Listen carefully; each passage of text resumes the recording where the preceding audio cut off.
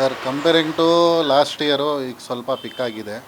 ಅದು ಲಾಸ್ಟ್ ಒಂದು 3-4 ಡೇಸಿಂದ ಮಳೆ ಆಗಿದೆಯಲ್ಲ, ಡ್ಯೂ ಟು ದಟ್ ರೀಸನ್ನು ಸ್ವಲ್ಪ ಕಸ್ಟಮರ್ ಫುಟ್ಫಾಲು ಜಾಸ್ತಿ ಆಗಿದೆ ಇಲ್ಲಿ. ಸರ್ ಡಿಫ್ರೆನ್ಸು ಅಷ್ಟು ಏನಿಲ್ಲ, ಒಂದು 5-10 ರುಪೀಸ್ ಹಿಂದ್ಗಡೆ ಮುಂದ್ಗಡೆ ಆಗ್ತಾಯಿದೆ. ಎಲ್ಲ ಪದಾರ್ಥ ಹೆಂಗಿದೆ ಅದ್ರ ಮೇಲೆ ಡಿಪೆಂಡ್ ಅದು. ಸರ್ ಈಗ ಸದ್ಯಕ್ಕೆ ಇಲ್ಲಿ ಬಾದಾಮಿ, ರಸ್ಪುರಿ, ಸೇಂದುರ, ಮಲಿಕಾ, ಮಲ್ಗೋಬಾ ಅದೆಲ್ಲ ಬಂದಿದೆ. ಅದು ಡಿಫ್ರೆಂಟ್ ಟೈಪ್ ಆಫ್ ವೆರೈಟೀಸು ಬರ್ತಾಯಿದೆ.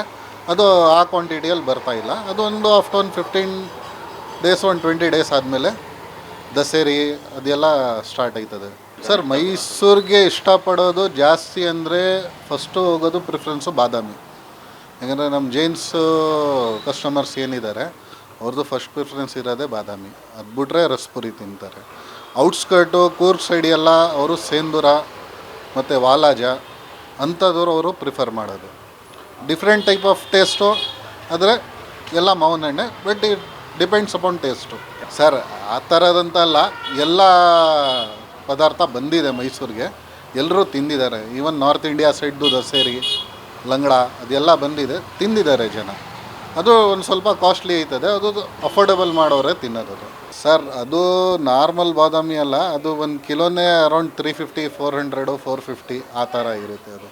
ಸರ್ ಸಿಗುತ್ತೆ. ಈಗ ಮಳೆನೂ ಚೆನ್ನಾಗಿ ಬಿದ್ದಿದೆ.